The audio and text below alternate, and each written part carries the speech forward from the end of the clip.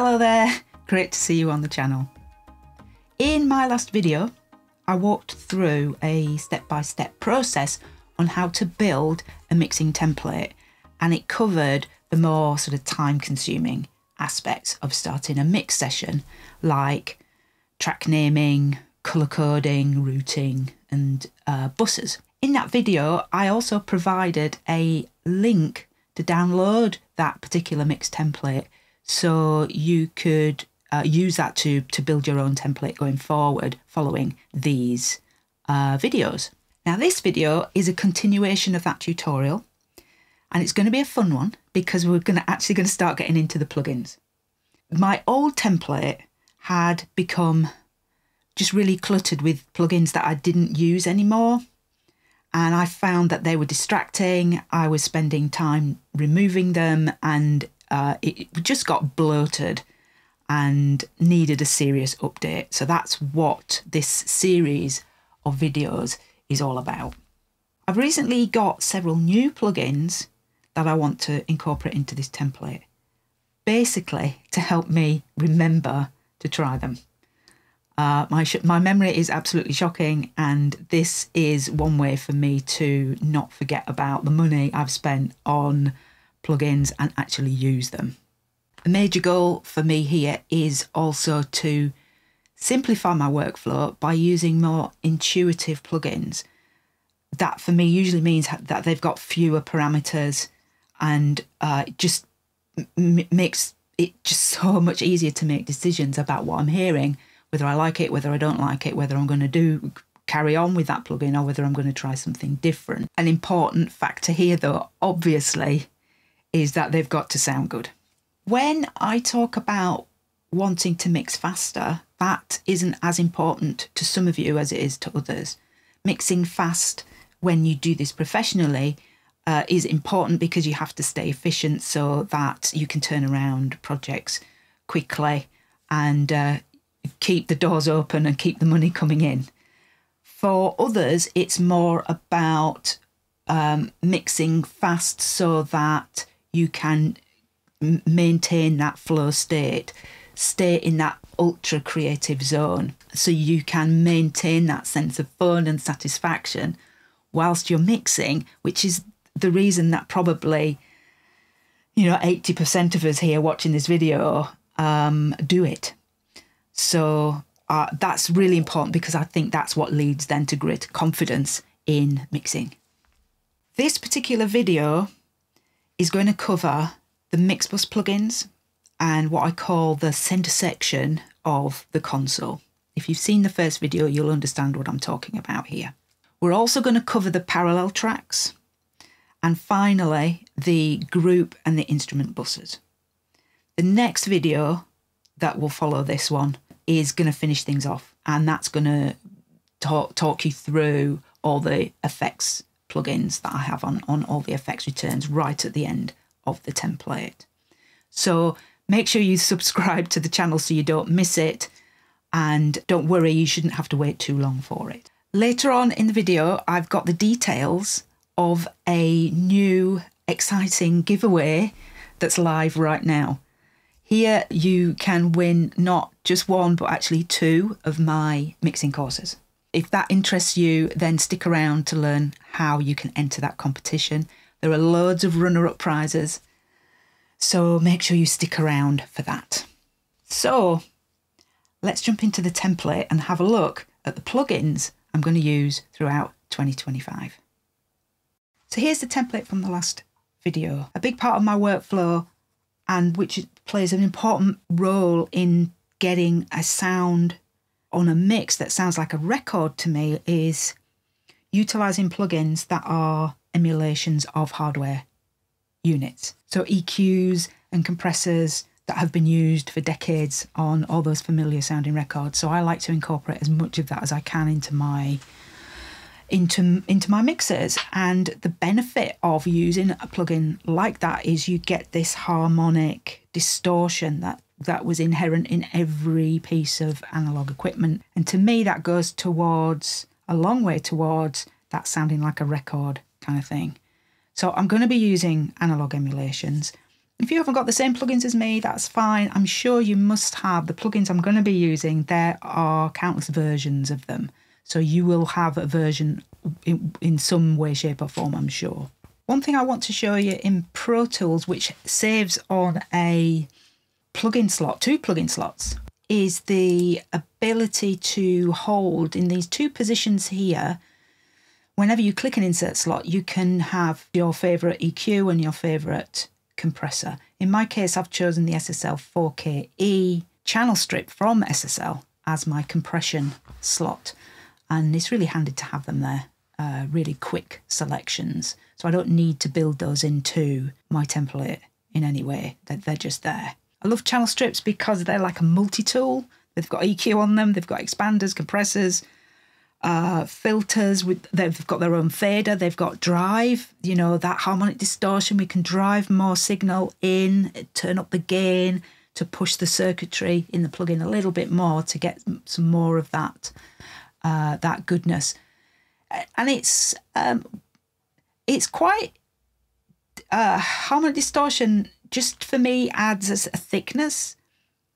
It can add depth and width as well, and it's more of a cumulative effect when used across an entire mix than when you're auditioning it on one track. You may not really hear much difference, but to me it's something that happens when you get multiple instances of that sort of analog emulation plugin.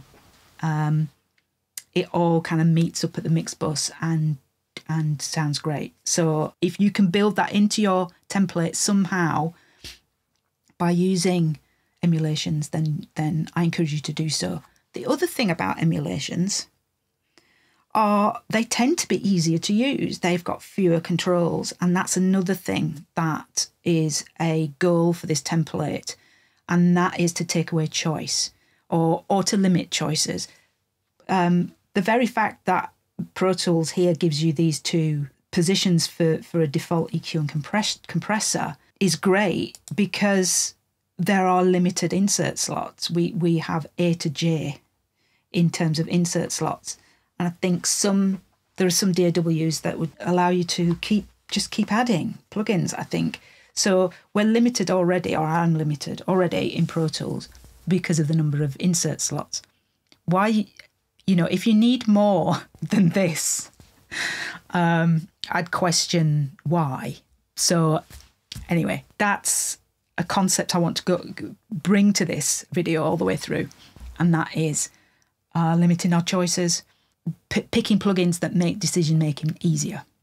With that said, you can get a very long way into a mix using only, say, a Neve 1073 EQ plugin and a 1176 compressor, both of which have minimal knobs and dials and sound great. They come with that sound of yesteryear and sound of now. So those 2 particular plugins are an example of the type of plugin I'm going to be going for when populating some of these channels.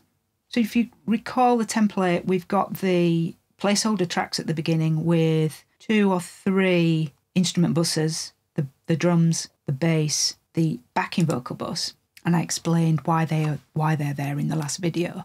Then we have our parallel processing to these tracks here, and then we move down to our group buses. So these are our big buckets for those particular instrument groups.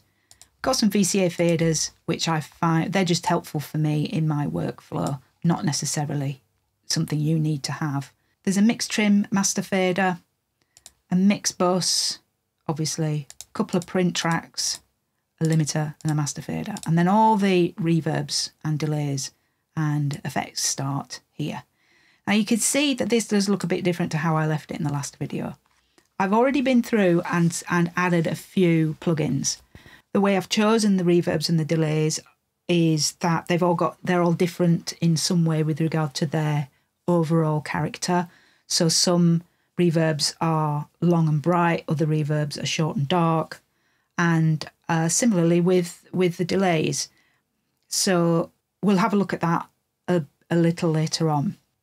Let's start at the master fader and the mix bus. This center section here, as I referred to it in the first video, and starting with the master fader. All I have on the master fader are just utility plugins, so metering basically. I've got the SSL VU meter that I'm using to check the overall level of my mix. I have the UF1 hardware controller, so I have that in the little window there so I can see that all the time. A plugin that I always have on here is Metric AB.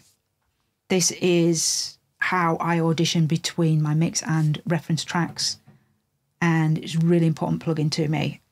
It just makes that whole process so quick and easy. So that is there. This is a great plugin in itself. Not only is it for playback like that, but you do get a great spectrum analyzer that you can compare the two, your mix and the reference to, together. You can either layer them on top of one another or you can have them one above the other. You've got a correlation meter, so you can check the phase correlation of your mix. Stereo, you can compare your stereo width, dynamics, and loudness. So it's all a really useful tool. I really recommend that. Another plugin here, this is Session Wire Send. I use the service Session Wire to speak to clients and to collaborate. It's a really great online tool. It's like Zoom, but way more geared towards musicians. Session Wire is, that's the Send plugin that allows me to broadcast my mix out to clients, which is awesome. And then finally, I've got Pro Q4 here. This has got my Olo X1 calibration curve on it. I use the Olo X1 headphones for mixing, and that is the actual calibration curve that is specific to that set of headphones. So that's there for me to switch on when I feel like I need to. So that's the master fader, you know, that's the mix post-processing. So feeding into that is the mix bus, and the mix bus is going into a couple of print tracks via a limiter. So let's look at the limiter. The limiter that I use, I've got again a few different options, but I've got the Pro L2 that I have set up like this. All I want this to do is just to make the mix loud for the client so that they can compare it to the reference tracks themselves at a similar level. I always set this to transparent. I don't like any of the other styles there, except maybe all round. And I switch off these channel linking things here. I don't connect those. So left and right is completely independent. And then the output just is down to sort of minus 0.1 to stop any red lights. Also, what's really great, what I really like is this meter here. It gives me the LUFS reading. I generally just leave it on integrated. Other options I have here, this is one of the new plugins that has made it into my template. Heard a lot about this particular limiter, so I wanted to try it for myself. Again, we get a really great sort of readout here of the LUFS reading of your mix. As I said, I've heard really great things about it, so I want to give it a try. So that's one option. And then the third option I've given myself for a limiter is Elevate from Newfangled Audio. So those are my limiter choices that I've given myself in this template. Why would I need different limiters? Sometimes I just find, depending on how hot my mix ends up going into them, sometimes I just find that for whatever reason, I don't like the way the transients are being handled. Elevate particularly has got some nice kind of features with regard to clipper, built-in clipper and transient control. And I dare say that the master plan does have two, but as I say, I've yet to dig into that properly. So watch this space with regard to that. So that's the limiter. All that's there for at this point, this isn't mastering. I do master for clients, but I tend to do that in Wavelab. I do it in a completely DAW, a completely different DAW, so that I can shift mindset and not get tempted to go back into the mix and start tweaking around the mix.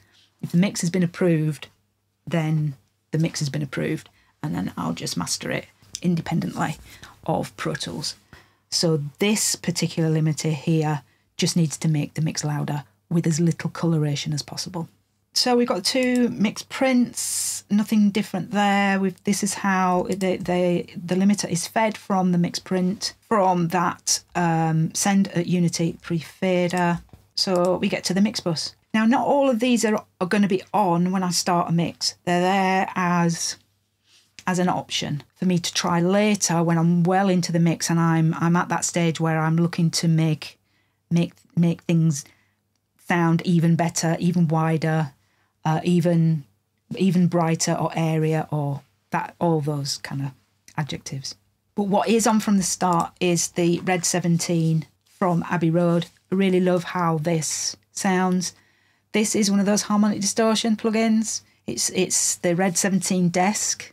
What I use this for is, it just seems to me, it just adds a little bit of extra width. So it's been on my mix bus for a long time and I don't really intend to take it off. I just have it set so that I've got a little bit of high shelf boost there and a little bit of drive. Drive being the key word here. Drive, when you see the word drive, think harmonic distortion. There's also another VU meter, which I've got calibrated to, I think you can do it there, yeah. So 12 is the calibration there. 12 on a mix is a good place for me. If I can get a mix to average at minus 12 LUFS, that's great for me. And then the mastering just adds another 2 or 3 dBs on top of that. The next plugin is my mix bus compressor, which currently is the API 2500. I never use this in real life, but I do like how it adds a certain thickness. And that seems to work well for rock mixers for me. So I've been liking this. Another really good one as a mix bus compressor is the Glue from Cytomic. I think that's what they're called. I like that one. That's an SSL style VCA compressor. Quite punchy, bright, lively. This is a bit more, it's API, so it does have a forwardness to it, but it's also got more kind of thump, a rounder thump to it. It's hard to describe, but I've been enjoying that for a little while. So that's on my mix bus. Then that's followed by a tape machine, which is the ATR 102. This is a night and day thing. When you put this on your mix, you will hear the difference. Using a tape machine like this, we've got harmonic distortion and we've got EQ, we've got compression from the tape.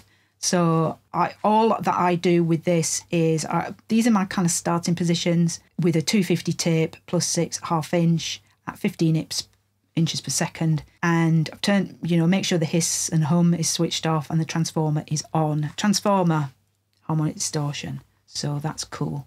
All I've done here is I've kind of backed off the record or the input because my mixes do go quite hot. One thing with this plugin is it's really, if you do get into the red on it, I find it does close down the mix quite a lot and you can audibly hear distortion. So that's not good. So I like to just back off the input here, boost the output to make up the difference in volume and just go up for the meters around about sort of, well, under 0, basically.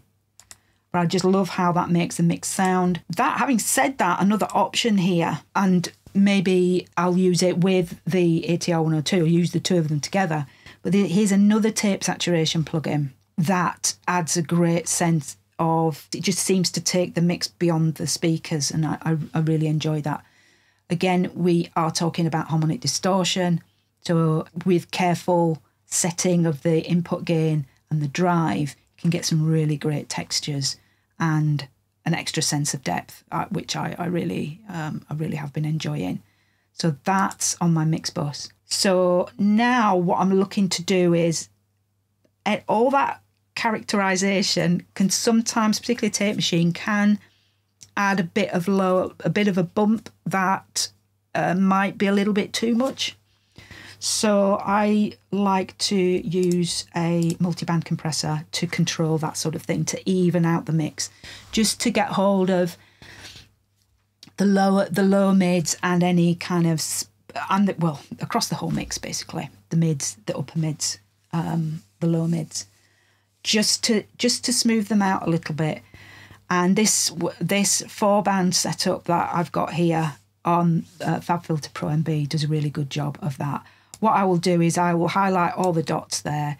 I'll take the threshold all the way to the top and then just start to pull the thresholds down, just so I start to see a little bit of movement happening. And for me, what happens then is I can kind of hear a separation between the kick and the bass.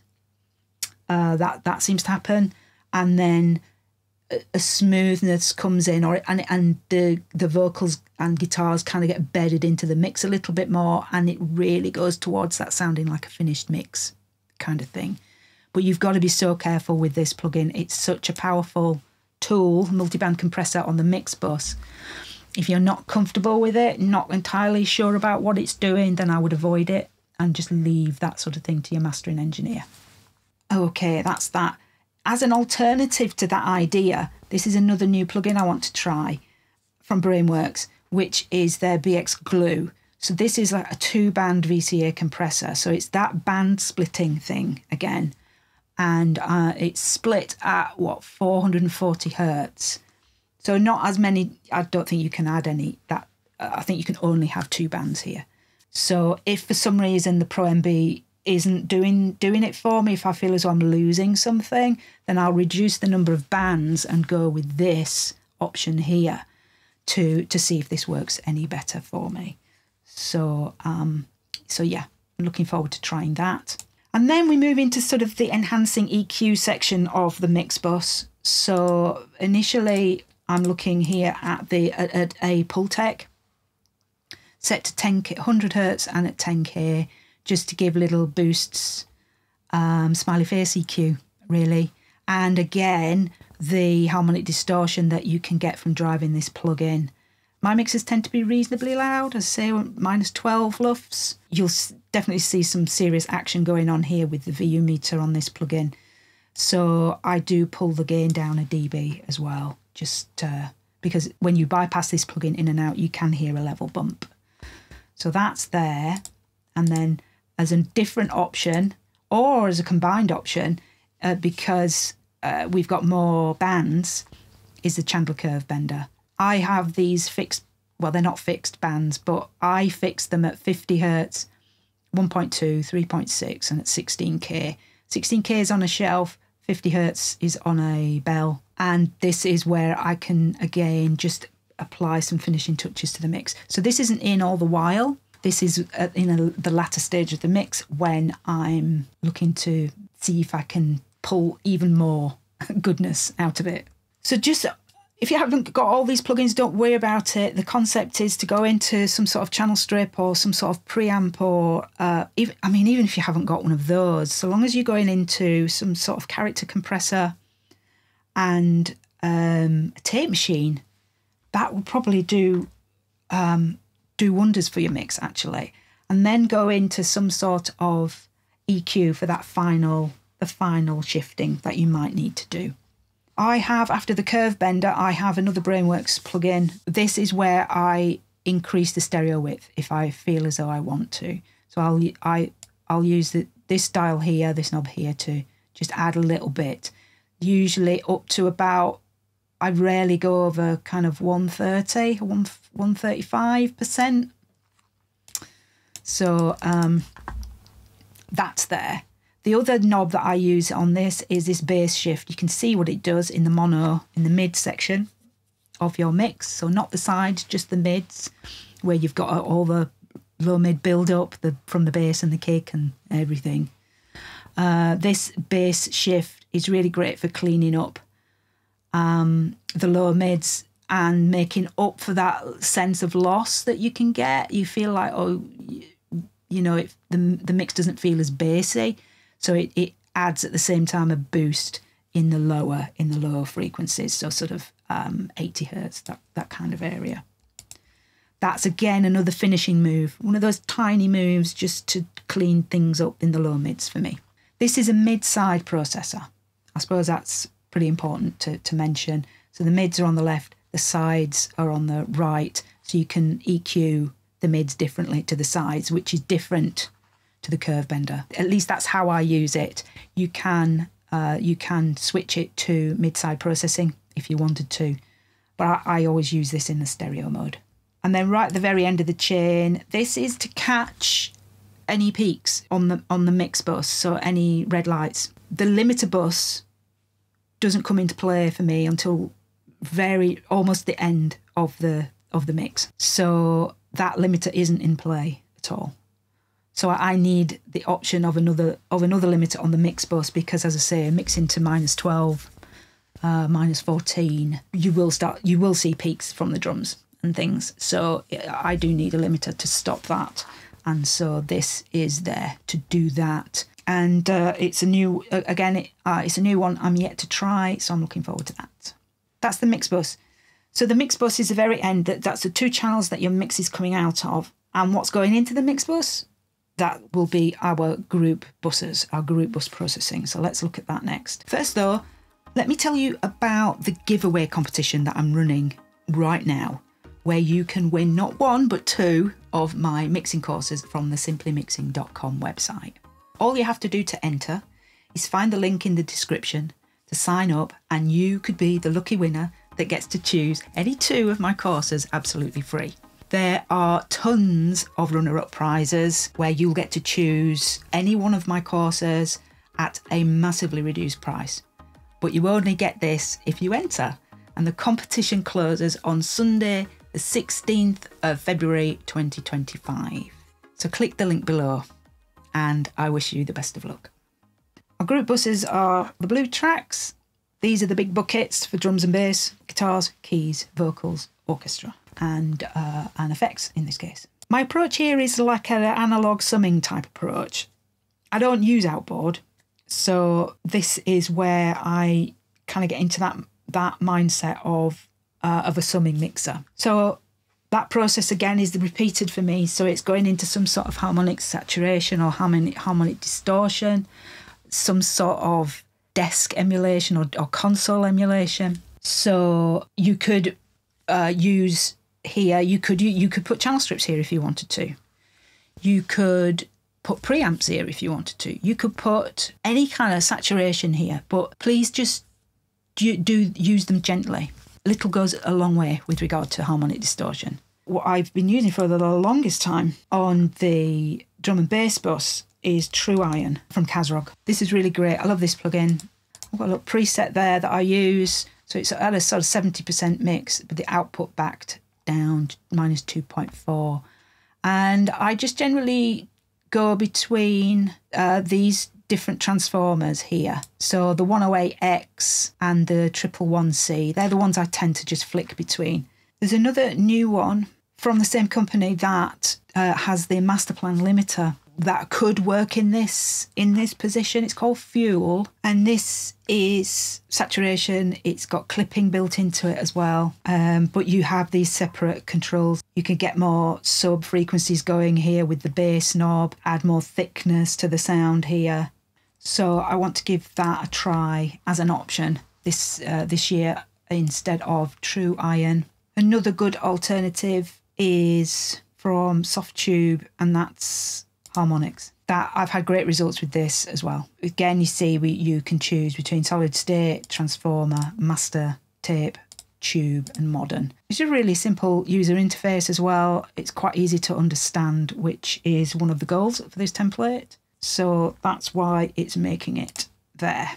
If you've got any of my courses, then a lot of this will probably be familiar to you, but I am making changes here. I do want 2025 to be a bit different. And it's all part of the fun, isn't it? Trying different plugins and getting new sounds and textures. So a theme with these group buses is going to be harmonic distortion, compression, and EQ. Okay, let's work through these group buses then, just with regard to harmonic distortion. On the guitars, and indeed for the remainder of the group buses, I like to use a Neve preamp. Neve is rounder, fatter, warmer. As with all plugin alliance channel strips, you have this TMT inside, which is really great in that it allows you to have a different instance of a channel strip across every track or every instance that you use it. So it's not just a repeat of the same channel strip. You press that button and slight things change under the hood, just as they would have been on the original console. So I placed one of those on the guitar group bus, the keys group bus, the orchestra, the vocals, and for good measure, I just put it on the effects as well. So this is like having a Neve summing mixer. What I will do is utilise the input and the output stage up the top here.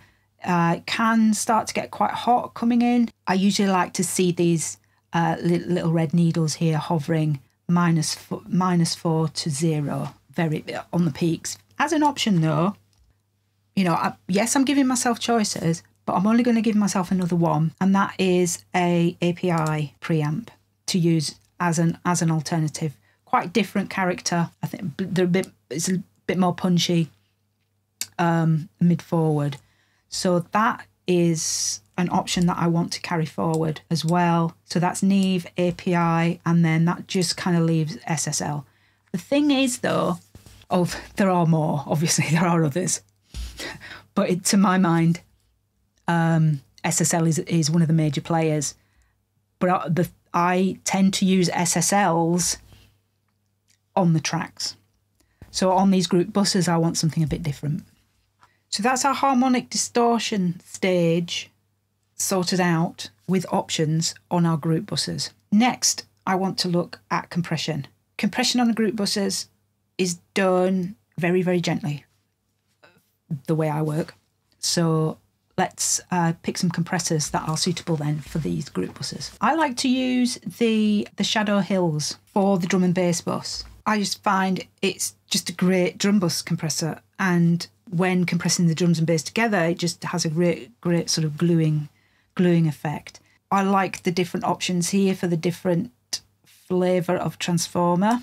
All I'm looking for on this compressor is just to get half a dB to 1 dB of gain reduction. I like using a little bit of stereo width here, and I also like to dial in a bit the side chain here to about sort of 90 hertz, so the very low frequencies aren't triggering the detector. So I'm just going to move that up there. So that's my compressor. Let's look at the compressor then for the drum, for the guitars. Well, the one I like to use here is an SPL Iron. There it is. This is a mastering compressor, but it's really versatile in terms of tone, and I find that useful on guitars because guitars come in all different tonal shapes and sizes.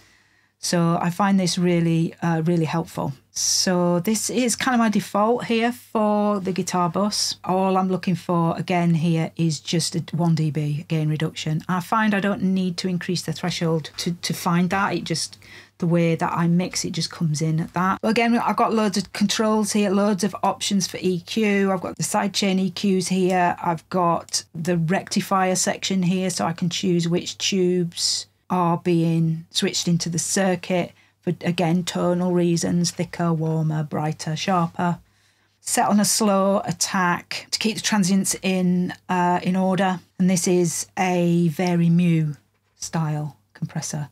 Really great compressor. I really like this, and it just sounds great. Sounds great, absolutely great. I can hear width and thickness in the guitars whenever this is switched in and out. So that's my guitar compression. Key compression. I don't tend to use a compressor on the key bus. I tend to treat keys at track level. So I'm going to skip keys. This was one of the places where I had a compressor in here, but I hardly switched it on. So that's going to get forgotten about for 2025. So we now get to the orchestra compression. I like the Fairchild here from UAD. Most of the time it's strings that I'm working with, and for me, I just like how this works with strings. It helps with in terms of fullness to the sound, and it can help take away some of the edge. If you get some scratchy violins, it can help take those transients away to a certain degree. So I like that. So that's there for tonal reasons, really. Then the vocals is the SPL iron again. This is how I usually have that set up on the vocal bus. And again, I'm looking for 1 to 2 dBs gain reduction here. I've got the mono maker in at 80 Hertz and the sidechain filter in at 100 Hertz, set on a fast attack and a medium release. We've got the Lindell there, the preamp for the Lindell, but after the compression, sometimes it can be fun to have a bit more EQ in place, really. Again, a character EQ. With vocals, I tend to go for things like the airband to get a bit of sparkle and sheen onto the vocals, and also harmonic distortion. So I quite like the CQ as an option. We've got the drive here that I can use sparingly to get a little bit more saturation out of this. Let's just copy that API option down to the bus effects for consistency. So that's a harmonic saturation on the buses, that's our compression on the buses, and I just touched on EQ on the vocal. In the last insert slot on the group buses, I will have a Pro Q to basically use the spectrum analyzer and the facility where you can combine or overlay the response from other instances of Pro Q4 that you have across your entire mix. So you can see like for like where you've got certain overlaps or masking happening. And more importantly, rather than just you might see the masking on the display, but it always comes down to how you hear it and how it feels to you, and whether you feel as though the masking is actually giving you a problem. Because it doesn't in every case. Sometimes it's just a matter of the combination of the low mid frequencies across a couple of different instruments that give you the result that you're after. So yes, they're masking each other, but not in a bad way. So it's a good kind of visual thing, really. So what I do there is just copy that across all the buses. So now I can, if I wanted to, now I can see all of the spectrum analysis of all the buses, and I'll be able to see instantly whether there are any big problem areas there. Okay, lastly then on these group buses, this is an area where I think about width and artificially enhancing width. We already touched on it a little bit with the SPL iron where we can do that, but I like to do it in a more visual way. It's easy. It's quite such a small hidden. Once the plugin's closed, it's on the SPL iron. You can't really see it. So I like to have a dedicated widening plugin that I can see is active and on. For the guitars, my favourite is the Stereoizer from Nugent. And all I do here, I'll just go here and find Electric Guitar 1, and I'll just kind of close that down a little bit to 12%.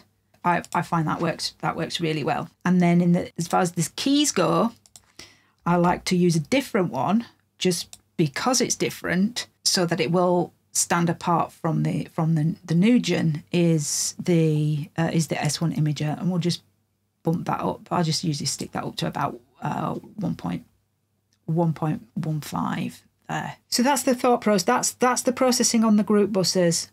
Gentle, subtle, but enhancing. I never send to effects from the group buses. I never send to parallel processing from the group buses. So moving down the template now, down to the parallel processing. I've got 3 parallels there for drums. I've got 2 parallels for bass. I've got 2 for piano, 1 for guitar, and 3 for vocals. So let's get those in. They're fairly straightforward. The first one is my parallel kick and snare. And what I use for this is the DBX 160. It's a really, really fast, snappy sounding compressor. And it's just brilliant for pulling the kick and snare forward in a mix. So I usually have that set to something like that, about 5:1, I guess, with a little bit of output gain there. And then that will just kind of, the threshold usually varies between 100 millivolts and 300 millivolts. Something that I've that I've used in a recent mix actually, that's helped me, has been the Aphex Aural Exciter as an option at the end of this DBX 160 to really to bring a little bit more kind of sizzle and punch if I need it. So that's always there as an option. I don't use it all the time. I only use it very occasionally, but I know it's handy to have.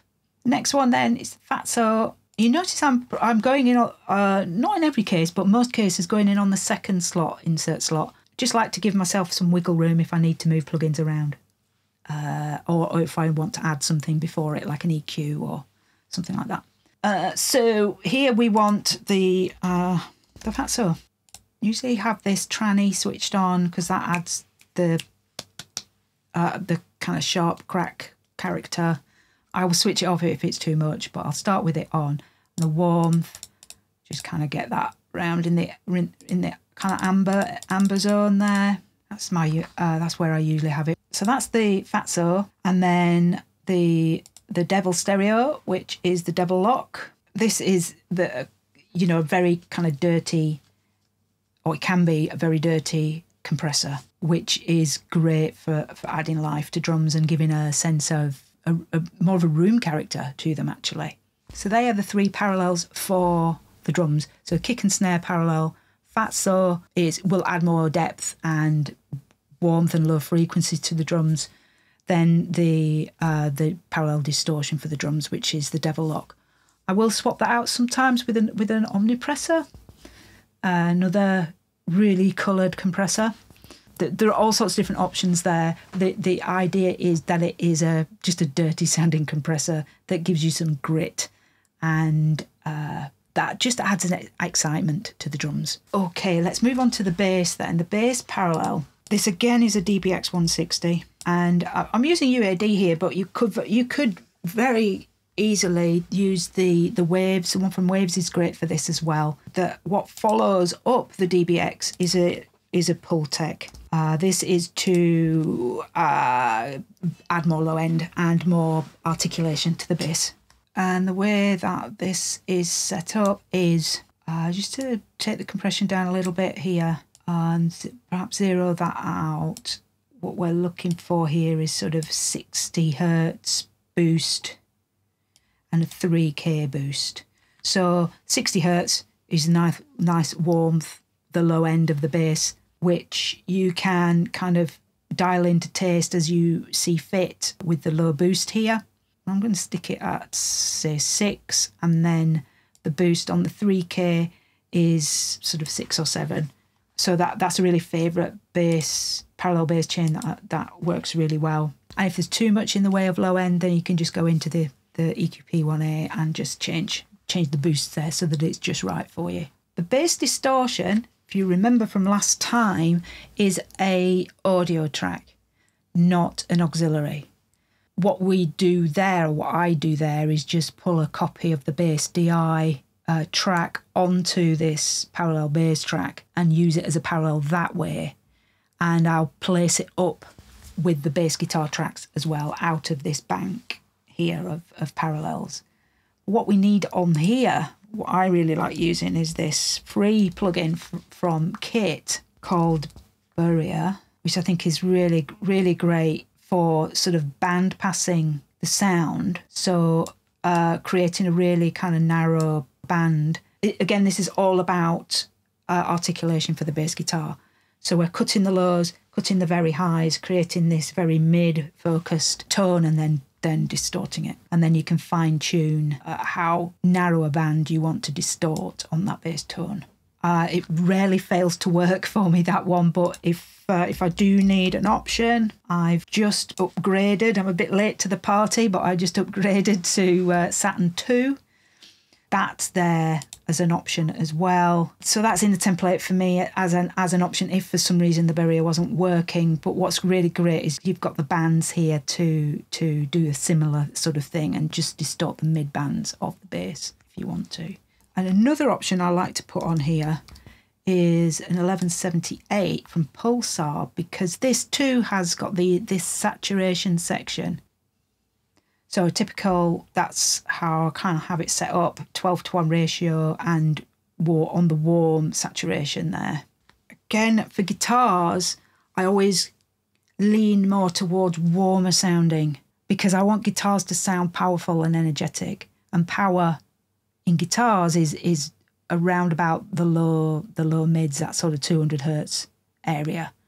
So a Neve style compressor here really goes towards bolstering up those lower frequencies on the guitars. And so what I use is the Lindell again. It's the 254E, which is a diode bridge compressor, much like the 33609. But I really love how this sounds as a guitar parallel. Since I first heard it being used, I've used it ever since. Just need to set the high pass filter here at about 80 hertz, and then we've just got the zero the threshold out, 3:1 ratio, a little bit of makeup gain. We're using a compressor with a fast attack, and the limiter is off. It just sounds great. It just adds weight, width, energy.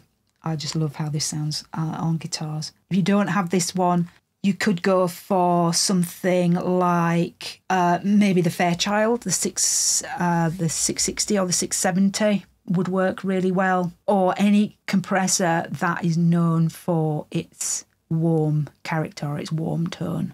Even an 1176 would work really well in this scenario. So as an option, I'm going to pick another plugin that I've recently bought, which is the Unfairchild, which is the 670 style compressor, but it gives us the extra options here of being able to manipulate the attack and release times, which the original 670 didn't. So I'm going to put that there as an option to try out on the guitars. Next is piano. What I want from a parallel on a piano, if I've got pianos in a mix that I've got a lot of electric guitars that it's having to compete against, then the parallel really helps me here. It really pulls the piano forward. And I've got a couple of different ways that I like to do that depending on the style of music and the tone of the piano that's been provided.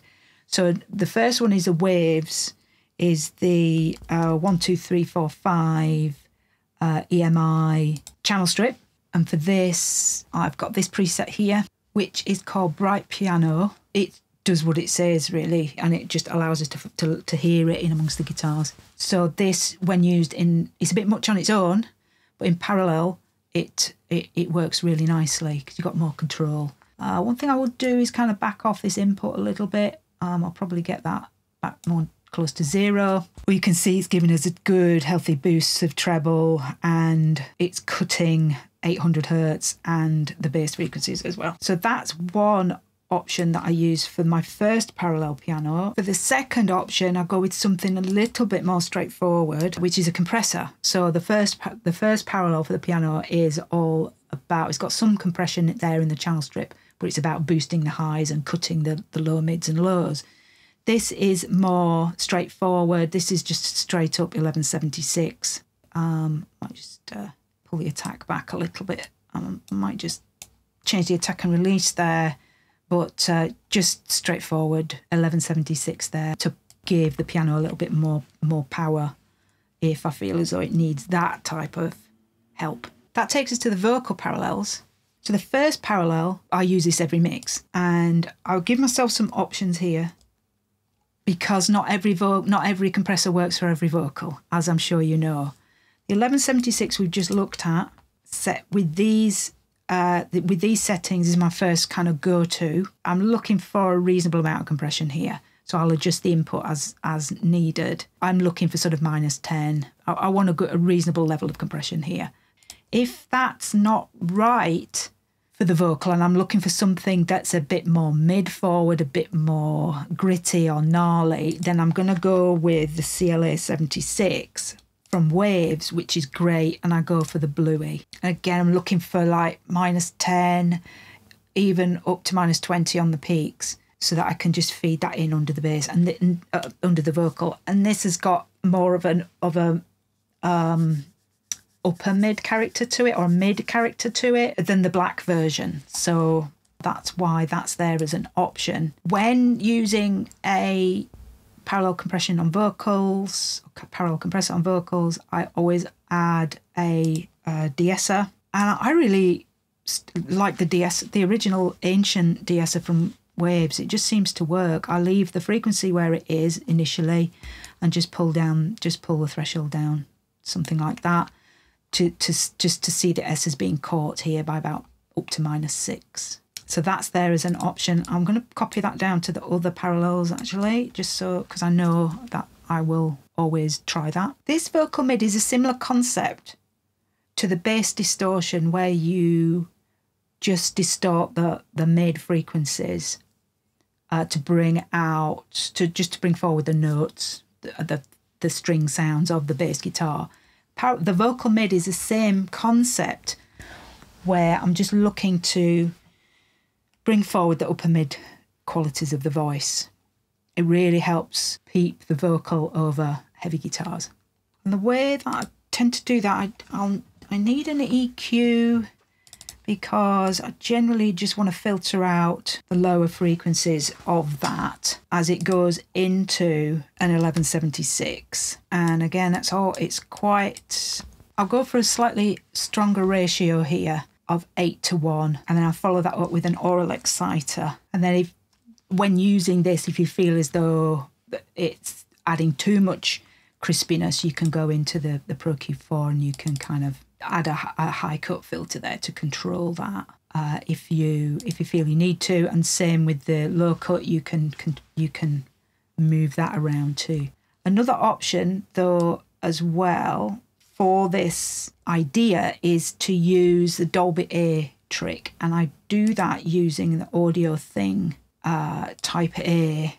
The setting here is Vocal Trick, I think that's it, and it does a similar thing to the Aphex Exciter, but it adds this real kind of sheen and gloss to the vocal in a way that's not harsh. It's great. It's really great. So that is an option there for that idea of processing the mids of the vocal in some way, so that it pulls the voice forward in like choruses or busy sections of the song. Another, you may have seen Andrew Sheps in older videos does a similar thing, where he utilizes 2 Pultecs, and he'll have one Pultec, then he'll have an LA2A and another Pultec, and he manipulates them in a way to basically for the same outcome, so that the mid frequencies are quite heavily compressed and they can be pushed up under the vocal to bring it forward. I just want to go back to the vocal, the parallel vocal here. There are a couple of schools of thought here. It really does depend on the source material, but the ratio is worth playing with when you do this. 4:1 or even all buttons in. So that's a much more aggressive, unique sound, and that might be what you're looking for. It depends on the style of music you're mixing, really. Obviously, if you want a more aggressive vocal sound, then a 20:1 or all buttons in is going to work perhaps better than a simple 4:1 ratio. I think I'm going to just change the attack and release though to more like that. That's kind of how I usually see them. For the vocal chorus parallel, I want a tone. I definitely want more of a warmer tone from this to help in the choruses, because everything usually happens in a chorus, and I just find that having a dedicated parallel for the vocal in the choruses really helps, because oftentimes it's different. It needs a different approach to your standard vocal compression. So for this, I'm going to go with a 660. Nice, warm, round sounding. Get the input gain up a little bit for a bit more drive, a bit more harmonic saturation. Get the threshold round, and I'm going to set this time constant to 6. So that's that, and then I'm going to follow that up with a Pultec, like so. And I'm going to look for a bit of mid there at 4K and some low frequency, 100 Hertz. Just kind of broaden that up a little bit, and we'll go with let's just go with like a 4 boost on the lows and a couple of dBs or a couple of... So there's quite a lot of parallels there. There may be more than you'll ever need. I have more, but they tend to be for specific use cases. So this is a good batch to have in a template, I think, that will help you in a lot of cases. And what you don't use just stays hidden and inactive, so it's no big deal. Let's move on then now to the placeholder tracks. These are the tracks that are here just to hold ideas or plug-in chains for sets of instruments. So this is where I'll put plugins that I can just really quickly drag and drop onto the instrument tracks after I've imported them into the session. There's also the drum bus, the bass bus and the backing vocal bus that we created as well. I often find those help me in quite a few situations actually. So they're built into the template for flexibility. The bass bus, for example, I usually will have a DI, a bass amp, and then we've got the bass distortion track. So it's 3 tracks of bass there at least. So just putting them all to one bass bus, if only for the ability to be able to alter the level of the blend of all 3 with one fader is enough. But sometimes I just want a little bit of extra gentle compression or multiband compression on the bass bus to help. And just so it's just there. You don't have to put any processing in it, but it's just there. Okay, let's start at the top, the drum bus. All I want to put on here is the option of 1 or 2 compressors. So if there does come an occasion where I do want to separate the bass and the drums from that group bus and process them individually, so compress the drums separately from the bass guitar, then I can do it here. My go-to is the 33609 as one option. I'll just always take the threshold fully off, fully open. The gain, I'll just click up 1 notch. The ratio I'll take to 3:1 and the recovery I take to 100.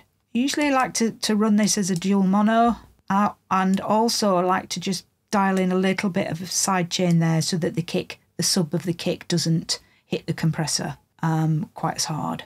The limiter's out, I don't use the limiter, and it's a fast attack. I'll only really look to use this a couple of dBs gain reduction.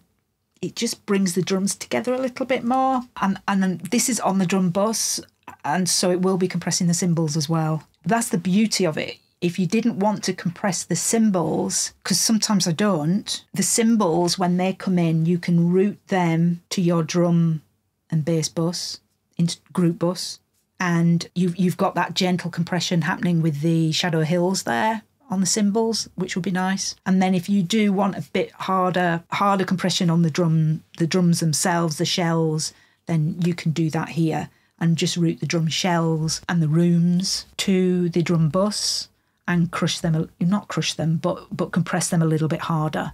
And so your cymbals will still breathe because they're not being compressed quite as hard.